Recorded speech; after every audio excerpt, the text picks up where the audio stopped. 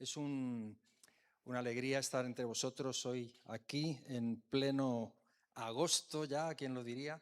Han pasado los días rápidamente, el tiempo pasa, el año sigue adelante y muchos hermanos fuera,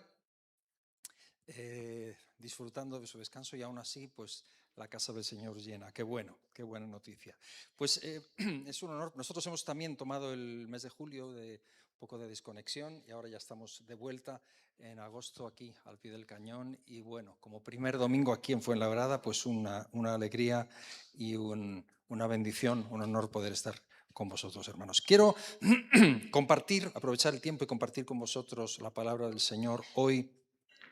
Y dentro de este lema que vosotros tenéis aquí en Fuenlabrada, que tiene que ver con ser verdaderos discípulos, me gustaría, dentro de esa idea, compartir un pensamiento, una palabra acerca de un pasaje muy concreto que todos conocemos y que no vamos a leer entero, pero sí simplemente un fragmento que nos sitúa un poquito y que nos deja ver claramente la idea y lo que queremos enfocar en esta mañana. Yo lo he titulado "No lo hace todo", no lo hace todo. Queriendo decir,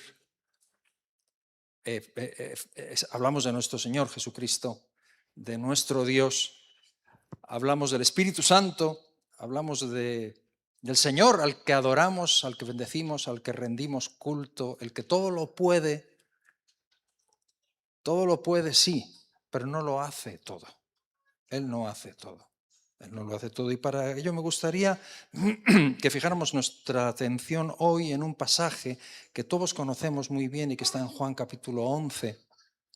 Todo el capítulo de Juan 11 Juan es un evangelio que cuenta cosas que los otros tres evangelistas no cuentan, o bien porque él quiere traer historias que los demás no trajeron, casi siempre de encuentros personales de Jesús con gente, con personas. Y esta es una de las historias más impactantes del Evangelio, pero que los otros no cuentan, que Juan lo cuenta. Y todo el capítulo 11 nos habla de la resurrección de Lázaro. Todos sabemos y conocemos ese episodio en el que Lázaro se había puesto muy enfermo, le habían avisado, él había dejado pasar días diciendo esta enfermedad no es para muerte. Finalmente va a verle y se produce este tremendo milagro que precipita, por otro lado, su crucifixión, porque esto hace que explote en Jerusalén mucho más ese odio y el recelo de los fariseos hacia Jesús, como este hombre que todo el mundo se va tras él, hay que quitarlo de en medio. Y prácticamente la resurrección de Lázaro viene a reforzar la condena de Jesús y a precipitar su muerte. Es la última semana, es cerca del Calvario ya cuando sucede esto. No vamos a leer el pasaje completo, únicamente Juan capítulo 11 desde el 38 hasta el 44, que son versículos que nos resumen el meollo de todo el pasaje, el punto culminante del pasaje. Así que leo en Juan 11, 38, donde dice así: Jesús, profundamente conmovido otra vez, vino al sepulcro. Era una cueva y tenía una piedra puesta encima. Dijo Jesús: quitad la piedra. Marta, la hermana del que había muerto, le dijo: Señor, hiede ya, porque es de 4 días. Jesús le dijo: ¿no te he dicho que si crees verás la gloria de Dios? Entonces quitaron la piedra de donde había sido puesto el muerto, y Jesús, alzando los ojos a lo alto, dijo: Padre, gracias te doy por haberme oído. Yo sabía que siempre me oyes, pero lo dije por causa de la multitud que está alrededor, para que crean que tú me has enviado. Y habiendo dicho esto, clamó a gran voz: Lázaro, ven fuera. Y el que había muerto salió, atadas las manos y los pies con vendas y el rostro envuelto en un sudario. Y Jesús les dijo: desatadle y dejadle ir. Amén. Vamos a orar. Señor, gracias por tu palabra en esta mañana y te pido, Señor, que la bendigas en medio nuestro, que hagas que traiga fruto, que tenga en nosotros, produzca el efecto conforme al poder que tiene, Señor, que tu Espíritu Santo unja esta palabra y la haga viva en nuestros corazones. Unge mis labios, Señor, unge nuestros oídos para recibir de ti lo que nos quieres decir en esta mañana. Gracias, Señor, Gracias te damos. Bendice a todos nuestros hermanos ausentes también, te lo pedimos en el nombre de Jesús. Amén. Amén, amén. Pues yo quisiera, hermanos, hay dos cosas antes de entrar a la meditación en sí del pasaje. Hay dos preliminares que a mí me llaman muchísimo la atención y que quisiera decir que aprendo de Jesús aquí. La primera de ellas es que Jesús se conmueve. El pasaje comienza, lo que hemos leído, comienza diciendo que Jesús profundamente conmovido. Esta imagen de un Jesús que se conmueve a mí me llama mucho la atención y aprendo mucho de él. Porque si Jesús sabe cuál va a ser el final, ¿por qué se conmueve? O sea, si él ya conoce cuál va a ser el desenlace, ¿por qué llega a ese punto emocional? Pues sencillamente porque hay cosas que conmueven a Dios. Dios no es un Dios impasible. Dios es un Dios que nada le sorprende, pero sí muchas cosas le conmueven. Mueven su corazón. Ese es nuestro Dios. Y como imagen preliminar a la meditación, me llama mucho la atención eso, porque nos habla mucho de él, de su naturaleza. Existe esa idea falsa de un Dios impasible. Un Dios, sobre todo en el Antiguo Testamento, o sea, un Dios que es juez y que emite juicio y que envía castigo y que ni se inmuta. Nada más lejos de la realidad. De hecho, en el Antiguo Testamento, esta es la gran diferencia entre nuestro Dios y el Dios, cualquier otro Dios con minúscula de cualquier otra religión. O sea, vete al Antiguo Testamento y cómo comienza la historia del pacto. Comienza con que Dios escucha, o sea, en la zarza de Moisés, Dios habla con Moisés y le dice, he oído la aflicción, he oído el clamor de los esclavos. O sea, imagínate, en medio de una sociedad absolutamente endurecida en la que la esclavitud era algo normal, era lo lógico, nadie se compadecía de un esclavo. O sea, Dios, el Dios de los cielos, de todas las cosas que podía mirar, de todo lo que podía, de todos los sonidos que le llegan, va y se fija ¿en qué? En el clamor de los esclavos.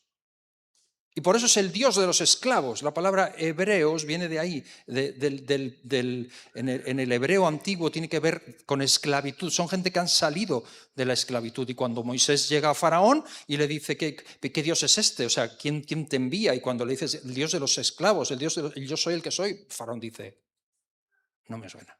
Tenemos un montón de dioses, pero a este no le conozco. Es un Dios que comienza una relación con el ser humano porque se compadece. Y Jesús, que es la imagen de Dios, quien nos revela a Dios, no es que nos traiga algo absolutamente que no existía, no, nos revela algo que no conocíamos o que habíamos pasado por alto, pero nos revela la cara de Dios, que es un Dios que se compadece, es un Dios que es capaz de llorar. Por eso tenemos ese versículo que no lo hemos leído aquí en este pasaje, el versículo de Juan 11:35, que dice, Jesús lloró. ¿Por qué lloró Jesús? Muchas veces nos lo podemos preguntar, pues sí, porque se conmovió de ver el sufrimiento, porque Jesús fue emocionalmente activo y vulnerable. Y por la misma regla de tres, ser cristiano no consiste en que nada te afecte, no consiste en que lo superas todo con un ahí me las den todas, el Señor está conmigo, de victoria en victoria, y tiro porque me toca. Ser cristiano precisamente se distingue porque eres una persona que eres capaz de conmoverte y de llorar, incluso más por el mal de otros que por el tuyo propio. Ser comprensivos, ser vulnerables y ser emocionales con el dolor del que es diferente no nos hace menos cristianos, nos hace más cristianos. Ser comprensivos con el que es distinto no nos aleja de Jesús, nos hace parecernos más a Él. Me llama mucho la atención eso. Y lo segundo que me llama la atención es que Jesús actúa. Porque dice, Jesús profundamente conmovido vino al sepulcro. Es decir, no dice, Jesús profundamente conmovido se sentó y se pegó una llorera impresionante. No dice, Jesús profundamente conmovido se derrumbó. No, dice Jesús, profundamente conmovido, vino. Se personó, se hizo presente, quiso estar, se acercó, vino a acompañarles, vino en su dolor, quiso estar allí con ellos. Esto es un cuadro perfecto, me parece a mí, del Dios que tenemos. Quiso venir, quiso acercarse. Y creo que como cristianos eso también nos debería distinguir. Hoy que hay 1000 maneras de estar presente, porque si no puedes estar presente presencialmente, lo puedes hacer, hoy en día lo puedes hacer de muchas formas. Lo puedes hacer online, lo puedes hacer con una llamada, lo puedes hacer con un gesto, lo puedes hacer con una aportación. Nosotros no podemos paliar el hambre o solucionar lo que pasó en Venezuela, pero sí podemos ayudar. Hay 1000 formas de personarse, de hacerse presentes, y creo que eso como cristianos es algo que debemos aprender de Jesús. Y yo lo aprendo aquí, lo veo. Jesús profundamente conmovido, desde esa conmoción, actúa. Y eso es algo que debería distinguirnos, debería hacernos pensar y debería hacernos reflexionar acerca de nuestro... Porque a veces la cristiandad, hemos entendido el cristianismo como otra cosa, como una especie de estatus en el que si estoy con el Señor me va a ir bien. Algunos dicen, tengo que meterme con Dios. No sé qué significa eso. Tengo que meterme con Dios para que me vaya bien. O sea, el tema aquí es que me vaya bien a mí. ¿En serio? Porque no es el cristianismo que leo en la Biblia. De hecho, la bendición de Abraham era bipartita. Te bendeciré, sí, te bendeciré, tal, pero hay otra parte que es serás bendición. Y esa obsesión con la primera parte, bendíceme, dame, yo, tal, y después también yo, y vuelvo a ser yo, y después, no sé, mi hobby, y después yo, y ya, bueno, lo demás, bueno, pues además les va así porque no están en ese, de hecho, te tendrías que acercar. O sea, la bendición es para bendecir. ¿No? Jesús se conmueve y actúa, se acerca. Lo digo, esto define a nuestro Dios. Pero lo digo porque el Señor pudo salvarnos. Fíjate, pudo salvarnos con un gesto. Pudo haber hecho el plan de redención desde lejos, desde lejos. Así, un despliegue de autoridad. Pudo haberlo hecho de 1000 maneras y decidió hacerlo viniendo aquí, acercándose. Siendo uno de nosotros, padeciendo como uno de nosotros, sabiendo lo que es conmoverse, sabiendo lo que es estar aquí. Eso me llama muchísimo la atención de Jesús. Ok, mencionamos estos preliminares. ¿Cuál es la enseñanza en esta mañana? Pues la enseñanza es el título. Él no lo hace todo. Él lo puede hacer todo, pero Él no lo hace todo. Y esto lo veo muy claramente en el pasaje que hemos leído. Y me parece un cuadro perfecto del Dios que tenemos y de la iglesia a la que estamos llamados a ser. Él, pudiendo hacerlo todo, no lo hace. Él hace lo único que solo Él puede hacer.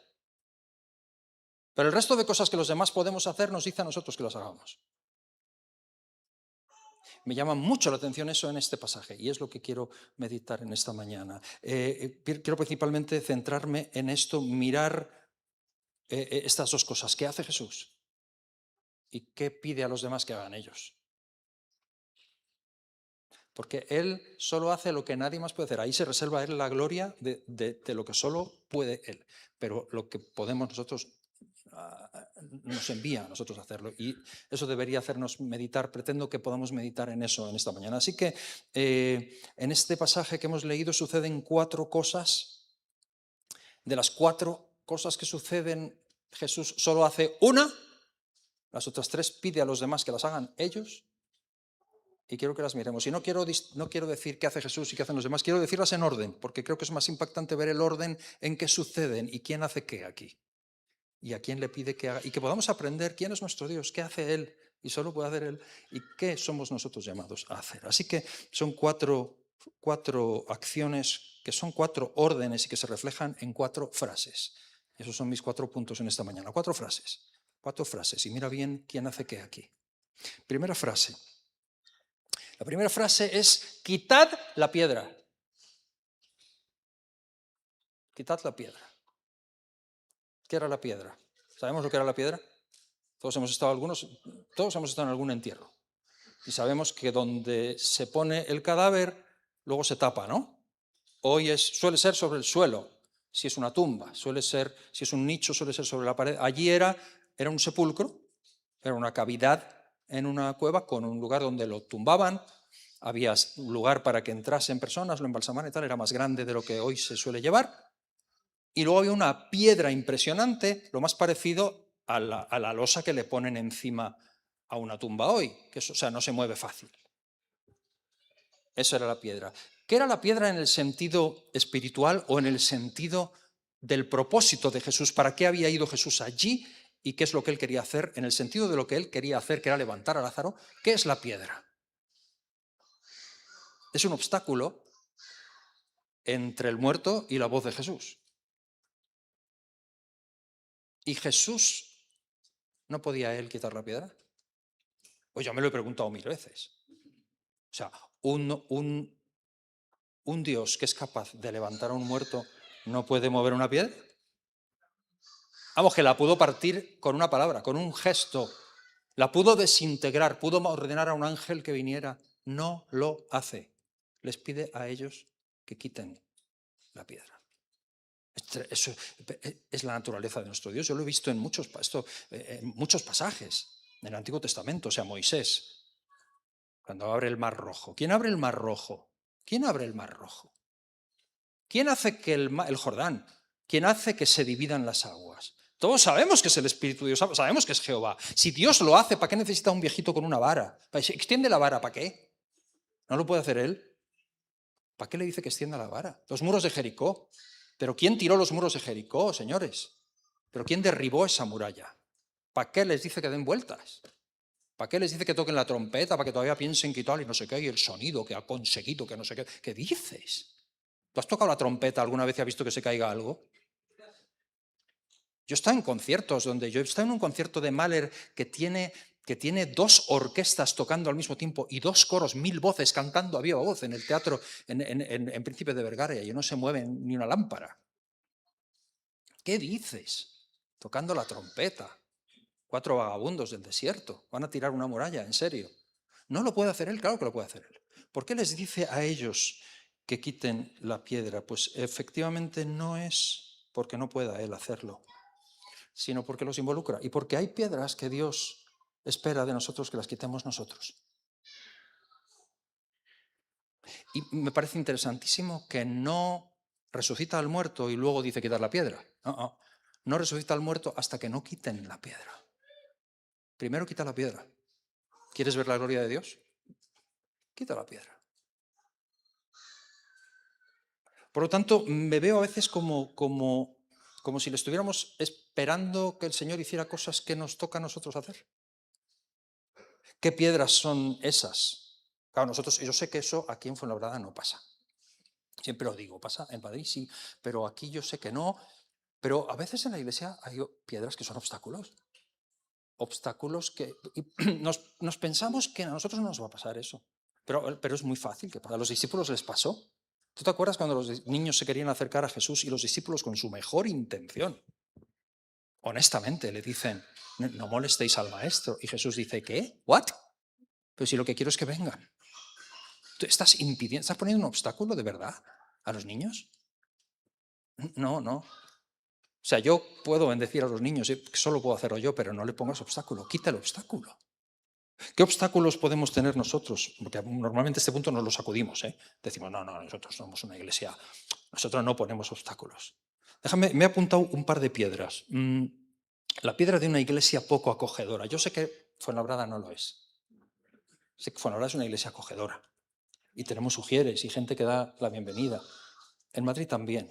Aún así, hay actitudes, hay miradas que pueden ser poco acogedoras. Decimos, Señor, trae a los perdidos. Pero ¿qué actitud tenemos nosotros con el que llega? Y es diferente.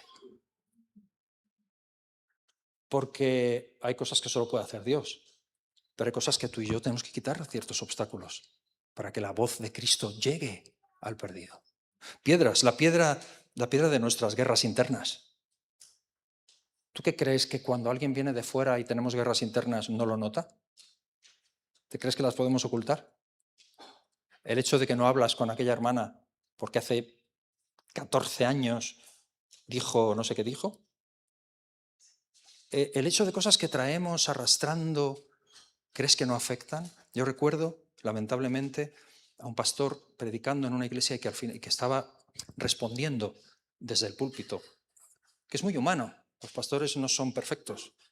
Usó el púlpito para defender ciertas cosas. Y había una persona nueva que después, comiendo, dijo, al preguntarle, ¿cómo has visto el culto? ¿Cómo has visto? Dijo, es evidente que hay un problema en la iglesia y el pastor estaba tratando de arreglarlo. ¿En serio? ¿Y pretendemos que el muerto escuche la voz de Jesús? Quita la piedra.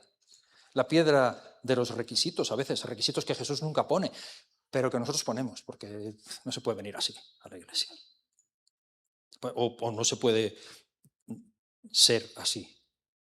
O la piedra del lenguaje incomprensible. Eso es muy común entre los evangélicos, ¿no? Cuando hablamos, no sé, en cristianés, y el que ha venido no sabe ni de qué estamos hablando, porque hablamos en Reina Valera del 60, que es preciosa, a mí me encanta. La piedra de la espiritualidad poco compasiva, la piedra de las tradiciones, la piedra de la indiferencia. ¿Cuántas piedras nos toca remover para ver el milagro? Y nos toca como iglesia. Y lo curioso aquí es que Jesús ordena que quiten la piedra antes de hacer el milagro. Fantástico, fantástico. Porque nosotros no podemos resucitar al muerto. Nosotros no podemos producir vida, pero sí podemos quitar la piedra. Y eso Jesús nos lo dice a nosotros. Podemos dejar despejada la entrada de la tumba para que Lázaro oiga a Jesús. Y de eso se trata. Ese es nuestro cometido. ¿Amén? Es así. Ok, segunda cosa que sucede aquí, segunda frase. La segunda frase es, Lázaro, ven fuera. Y esa es de Jesús. Esa solo es de él. Esa solo es de él. Dicen algunos que menos mal que dijo Lázaro. Porque si solo llega a decir, ven fuera, salen allí, mi agenda la que se hubiera liado. Menos mal que fue específico y solo se lo dijo a él. ¿Qué poder hay en esas palabras? ¿No? ¿Quién puede medir eso? La frase de un hombre que es capaz de que un muerto de 4 días que ya huele mal se ponga contento y se levante y salte y salga. Sale porque la piedra está quitada. Lázaro, ven fuera. Okay, hay momentos en que Jesús necesita ayuda, pero hay momentos en que no. Y este es uno de los que no. Este es uno de los que solo Él, no hay nadie que pueda levantar a un muerto, producir vida, regenerar un corazón, perdonar pecados, llamar a la vida espiritual, a un muerto espiritual, para que salga de su tumba. Nadie. Solo Cristo. Solo Cristo. Solo Jesús puede hacer eso. Nosotros como iglesia existimos para apuntarle a Él. Existimos para que la gente tenga contacto con Él, para ponerles en contacto con Él. Hay veces que sí, que Jesús, y lo vemos, hay pasajes en que vemos a Jesús pidiendo ayuda cuando, yo qué sé, boga mar adentro. Lucas 5, el famoso boga mar adentro, o cuando dice, traedme un pollino, ¿no? O llenad las 7 tinajas. Y los involucra, es constante. Hay cosas en las que realmente pide, o cuando sana al ciego de nacimiento y le escupe y le pone barro en los ojos y le dice, vete a lavarte el estanque. ¿Tú te crees que no lo podía sanar así? Vete, quítate el barrito, hijo. Vete al estanque, date un paseo. Hay veces que Jesús pide ayuda. Ok, aquí no. Aquí no. Aquí no dice, Pedro, intenta reanimarle. No dice, ya que habéis sabido, Juan, entra a ver si ves algo, no sé. No dice a Marta, canta un corito o algo. María, háblale que a ti te conoce la voz, a lo mejor reacciona. No dice, venga, todos juntos, vamos, quiero que nos esforcemos de verdad, todos aquí, doblando la rodilla y clamando. No, esa es de Él. Esa se la reserva Él. Porque la iglesia podemos abrir la tumba, pero no podemos vaciarla, solo la puede vaciar Él. Eso le corresponde a Él. Y yo creo, hermanos, que esto libera a la iglesia de una tentación muy común, y es pensar que nosotros podemos producir lo que solo Jesús puede producir. Y tratar de hacer cosas que solo Él puede hacer. Y pensar que el remedio para la gente somos nosotros, la iglesia de Fuenlabrada, o la de Madrid, o la de la que sea. Y si están en otra, mal. Es aquí. La gente necesita conocer a Jesús. La gente necesita entrar en contacto con Él porque nadie puede vencer a la muerte. ¿Y dime cuántas veces métodos humanos tratando de conseguir cosas que Jesús solo puede hacer, que solamente son de Él? Lamentablemente, gran esfuerzo en programas, en estrategias, en presión emocional, en manipulación, en espectáculo, que son cosas que pueden conmover a la gente, pero no pueden dar vida a un muerto. Terminan cansando a las personas. Duran lo que duran el entusiasmo, lo que duran las fuerzas, pero no regeneran. Y estamos aquí, lo más importante que podemos hacer aquí es conseguir que la gente escuche a Jesús, que Jesús toque a las personas, a menos que, lo he visto 1000 veces, a menos que haya una conexión y un encuentro personal con Jesús, no hay cambio de vida, no hay regeneración, no hay vida, solamente la voz de Jesús puede hacer eso. La Iglesia puede y debe mover piedras, pero solo Jesús puede dar vida. Ok, la tercera cosa que sucede aquí, la tercera frase es: desatadle. Desatadle otra vez. ¿Quién hace esto? ¿No lo puede hacer Jesús? Aquí se ve una realidad muy humana. Y es la siguiente: Lázaro ya estaba vivo, pero todavía no era libre. ¿Quién es el encargado de desatarle? Jesús no se mete. Y ahí entramos muy de lleno con este lema que tenemos como iglesia de ser auténticos discípulos. Jesús no le quita las vendas al muerto, y es una situación muy común, ¿no? Describe a muchos creyentes que tienen vida nueva, que pertenecen a Jesús, pero todavía tienen heridas, llevan vendas, arrastran hábitos, costumbres, tienen temores, todavía tienen ideas equivocadas. Y adivínalo, Jesús vuelve a implicar a la comunidad, a los que están a su alrededor. No se implica Él en quitar ese tipo de vendas. Jesús tampoco, ni se mete Él, ni tampoco le dice a Lázaro: Lázaro, venga, que te hemos resucitado, quítate las vendas, espabila. Desatadle, vosotros, desatadle.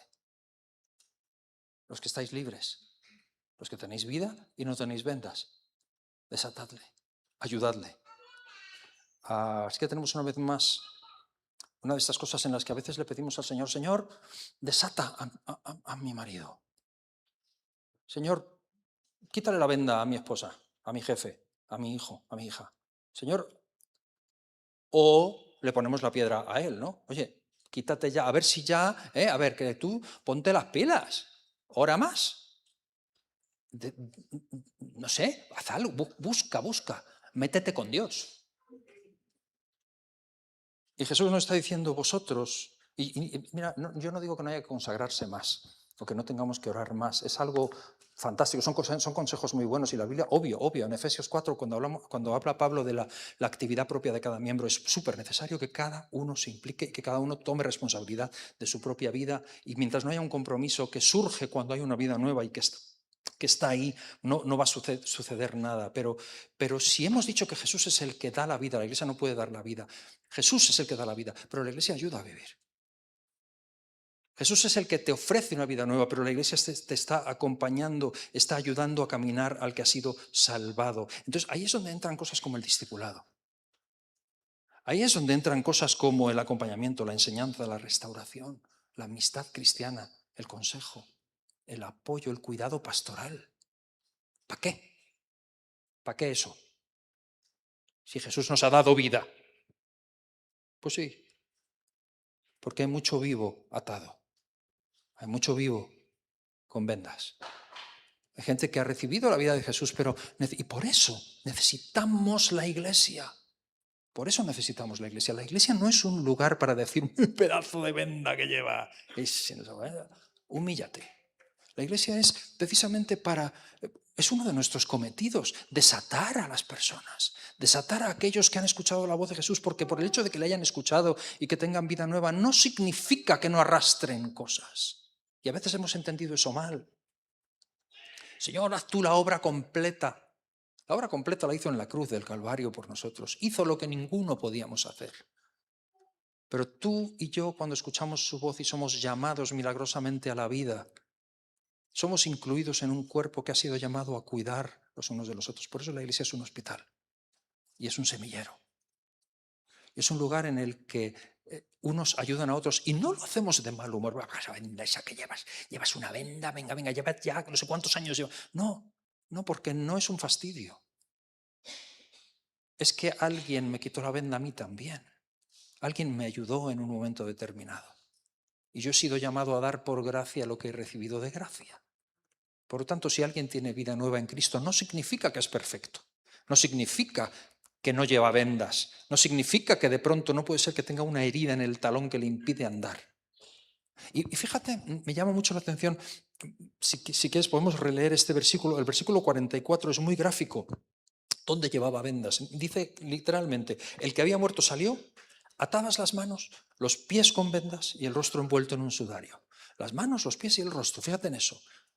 Muy rápidamente, pero las manos a mí me hablan de las manos son para trabajar, para actuar. Hay gente que ha recibido vida nueva en Cristo y no puede trabajar, no hacen nada, están atados. Literalmente sus manos están así y necesitan no que les des un pescozón, sino que te sientes a su lado y que empieces a ayudarle a quitar esas vendas que no puede quitar solo.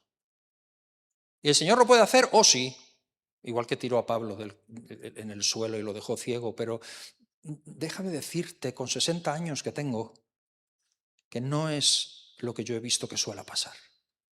No es el procedimiento habitual. Habitualmente Dios, que lo puede hacer todo, suele dar vida y luego decir, desátalo. Las manos, los pies. ¿Has visto cristianos, gente que ha conocido a Jesús y que tiene vida nueva en Cristo, pero que no tienen, parece que no tienen rumbo? ¿No pueden caminar? ¿No tienen una dirección que se están tropezando a cada rato? No puedes decir que no tengan vida en Cristo, pero están atados con los pies y necesitan. Y a veces decimos, no, tienes que irte a ver a Benny Hinn o no sé a quién, no tengo nada contra Benny Hinn, pero tienes que ir a ver a Mr. Wonderful a que te unja con aceite de Tierra Santa o no sé qué. Pero desátalo. Estás llamado. Entonces, hemos entendido el cristianismo como bendíceme, la bendición de Dios, me tengo que meter con Dios para que me vaya bien, para tener un coche nuevo, para que el trabajo me vaya bien. Has sido rescatado para desatar a otros, para quitar piedras y para desatar a otros. Y eso es fantástico. Cuando entendemos ese cometido como iglesia, estamos siendo verdaderos discípulos. Cuanto más entendemos esto, más entendemos el cristianismo y la vida que Jesús nos enseña a vivir a cada uno de nosotros. Así que fíjate qué curro tiene la iglesia. Impresionante. Por eso la iglesia nunca desaparecerá, porque mientras haya discípulos de Cristo que hayan entendido que son llamados a congregarse con aquellos que también han sido llamados por la voz de Jesús y ayudarse mutuamente, es el cuerpo de Cristo. Malentender esto es malentender el cristianismo y es malentender la iglesia. A eso estamos llamados. Y la última frase, termino, la última frase es, dejadle ir. Dejadle ir. Muy importante también. Muy importante que la entendamos para terminar. Jesús no termina diciendo, bueno, y ahora retenedlo ahí, vigilarlo, controlarlo, decidir por él. Dejadle ir. Quitad la piedra, Lázaro, ven fuera, desatadle y dejadle ir. Dejadle que camine. La misión de la iglesia no es crear dependientes. Es ayudar a las personas y liberarlas para que caminen con Cristo. Y existe una diferencia enorme entre ayudar y controlar. Existe una diferencia enorme entre discipular y poseer, entre pastorear y manipular. Gran diferencia. Diferencia muy grande entre acompañar y dirigir cada aspecto de la vida ajena. Hermanos, cuando Jesús llama a alguien a la vida, lo llama a la libertad. Y las vendas son imprescindibles para un cadáver, pero para un hombre vivo son un obstáculo. Impiden su libertad. Impiden que camine. Hay iglesias que ayudan a quitar vendas. Y hay iglesias que las sustituyen por otras. Ojo, Jesús quiere lo primero, no lo segundo. Nos ha llamado a la libertad. Para mí es algo muy práctico cuando estoy aquí en Fuenlabrada y pienso literalmente en Hans y Marta, que Hans y Marta para mí eran un brazo derecho. Yo hace años escuché a un pastor que me dijo, Dios te llama no solo a construir una iglesia, sino que va a llegar un momento en que tú vas a tener que soltar y dejar ir a tus mejores hombres. Y dije, ¿qué dices tú? Esto no lo suelto yo ni loco. Y cuando llegó el momento yo supe que tenía que soltar. Y vosotros aquí, cada uno tiene su caminar con el Señor y su recorrido. Pero hay un momento en tu vida en que Dios te llama a soltar. Nos pasa a los padres. Los padres tenemos hijos y nos creemos que son un regalo de Dios. ¿Son los hijos un regalo de Dios? Mentira, son un préstamo. Significa que tarde o temprano vas a tener que hacer así, abrir la mano. Y como no abras la mano, amigo, mal, suelta, vas a tener que soltar. Me encanta una canción, yo soy fan de un cantante británico que se hace llamar Sting. Tiene una canción, no sé si tú la conoces, que dice, if you love somebody, set him free. Si amas a alguien, libérale. No sé cómo se dice en español, suéltalo. La canción viene diciendo algo así como, si tienes hambre, come, si tienes sed, bebe, si quieres guardar un tesoro que para que nadie lo coja, mételo en un cofre, pone la llave y tira la llave al mar. Si quieres esto, haz tal, si quieres esto, haz tal. Si amas a alguien, el estribillo, si amas a alguien, libéralo, suéltale. Si no, no le amas. ¿No es eso lo que Dios hace con nosotros? ¿No es eso lo que Él hizo con nosotros? ¿No es acaso lo que hace con el género humano que los ama tanto que los deja libres? Envía a Jesús, pero no obliga a nadie, sino que deja libertad a cada uno de ellos. Por lo tanto, en este pasaje de la resurrección de Lázaro me quedo yo en esta mañana con esta meditación. Yo quiero ser un verdadero discípulo. Quiero ser un verdadero discípulo. Quiero serlo. No quiero practicar ese cristianismo moderno basado en la oración de Jabes. Oh, si tú me bendijeres. ¿Sí? Pues sí, todos queremos bendición. ¿Pero para qué? Yo quiero ser un verdadero discípulo de Cristo. Y en esta historia todos tienen una tarea. ¿Cuál es la mía? ¿Cuál es la tuya? Los discípulos quitan la piedra, Jesús llama al muerto, los vecinos quitan las vendas, entre todos le dejan ir libre. Y a veces esperamos que Cristo haga lo que Él nos ha mandado que hagamos nosotros. Esa es la gran enseñanza hoy. Él no lo hace todo. Por lo tanto, ¿qué es lo que tengo que hacer yo? ¿Qué es lo que Él me llama a hacer a mí? Porque Dios no suele mover piedras que ya ha puesto al alcance de nuestras manos. Están en nuestras manos. Están en nuestro campo de acción. Conclusión, la Iglesia es una mala sustituta de Cristo, pero es una excelente colaboradora de Cristo. La Iglesia no puede dar vida a nadie, pero la Iglesia puede ayudar a vivir a aquellos que han encontrado a Jesús. Nuestro mayor propósito es que las personas conozcan a Cristo. Que no seamos una piedra ni un obstáculo.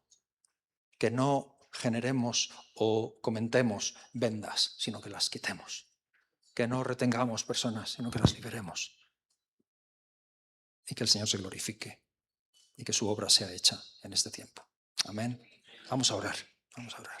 Señor, gracias por estar con nosotros hoy también, Señor. Gracias porque podemos adorarte, porque podemos darte a ti la gloria y la honra. Gracias porque nos has congregado, Señor, en esta mañana también alrededor de tu palabra y nos permites verla, nos permites leerla, nos permites aprender de ella. Señor, mirándonos en Jesús y en este episodio de su vida, queremos aprender. Y queremos pedirte, Señor, que tengas misericordia de nosotros. Señor, te reconocemos como el dador de la vida. Nadie puede resucitar a un muerto, excepto tú. Nadie puede dar vida al que no la tiene, excepto tú. Nadie puede regenerar un corazón, excepto tú. Nadie puede perdonar pecados, excepto tú. Te necesitamos, Señor. Tú eres el Rey de Reyes, el Señor de Señores. A ti te adoramos. A ti queremos reflejar, Señor, que la gente pueda verte. Y queremos estar a tu lado, Señor. Queremos ser parte de tu proyecto. Queremos quitar piedras, queremos quitar vendas, queremos liberar personas. Queremos ser auténticos discípulos para tu honra y para tu gloria. Y te pido, Señor, que nos ayudes, que nos conciencies, Padre, que hables a cada uno de nuestros corazones y nos muestres en qué puntos cada uno de nosotros, de nuestra vida, necesitamos hacer estas cosas que a veces pensamos o esperamos que tú las hagas y nos estás pidiendo que nosotros las hagamos cada uno en nuestra vida, en nuestra familia, en los que nos rodean, en los demás, en la iglesia local. Señor, glorifícate. Gracias por tu palabra en esta mañana y gracias por tu bendición. Te honramos, te adoramos, te alabamos y te bendecimos. En el nombre de Jesús. Amén.